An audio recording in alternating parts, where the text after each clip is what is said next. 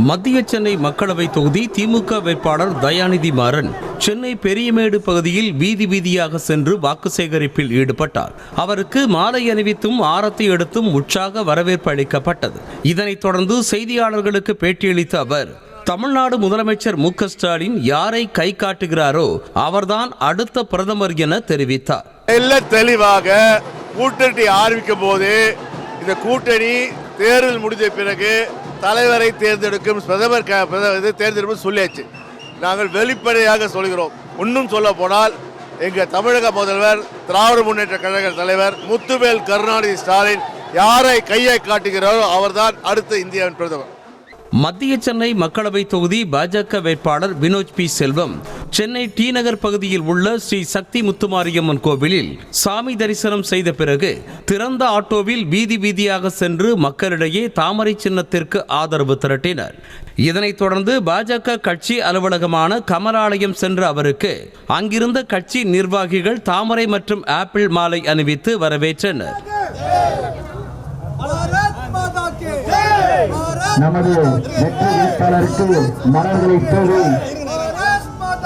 திண்டுக்கல் மக்களவை தொகுதி எஸ்டிபிஐ கட்சி வேட்பாளர் முகமது முபாரக்கை ஆதரித்து கொடைக்கானல் பகுதியில் முன்னாள் அமைச்சர்கள் திண்டுக்கல் ஸ்ரீனிவாசன் மற்றும் நத்தம் விஸ்வநாதன் ஆகியோர் வாக்கு சேகரிப்பில் ஈடுபட்டனர். சிலிண்டர் மற்றும் டீசல் பெட்ரோல் விலையை குறைப்பதாக கூறி மத்திய மாநில அரசுகள் மக்களை ஏமாற்றுவதாக குற்றம் சாட்டினர். ராமநாதபுரம் நாடாளுமன்ற தொகுதி சுயேட்சை வேட்பாளர் ஓ பன்னீர்செல்வத்திற்கு ஆதரவாக அவரது மகன் ரவீந்திரநாத் குமார் மற்றும் ஐஜேகே மாநில இணைச் செயலாளர் லீமா ரோஸ் ஆகியோரும் திருவாடானை பகுதியில் பலாப்பழம் சின்னத்திற்கு வாக்கு சேகரித்தனர். அப்போது பேசிய ரவீந்திரநாத் குமார், மத்தியில் மீண்டும் மோடி ஆட்சி அமைவது உறுதி என தெரிவித்தார்.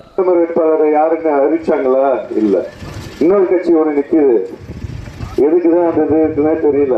அதுவும் பிரதமர் வேட்பாளர் எதுக்கு அறிவிக்கல?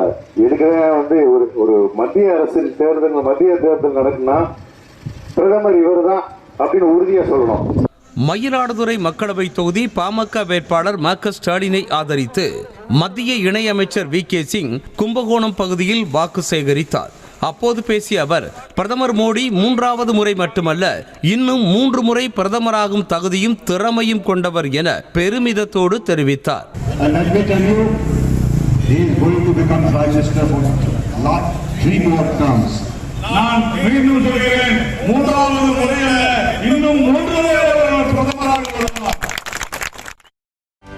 செய்திகளை உடனுக்குடனும் துல்லியமாகவும் தெரிந்து கொள்ள சப்ஸ்கிரைப் பண்ணுங்க.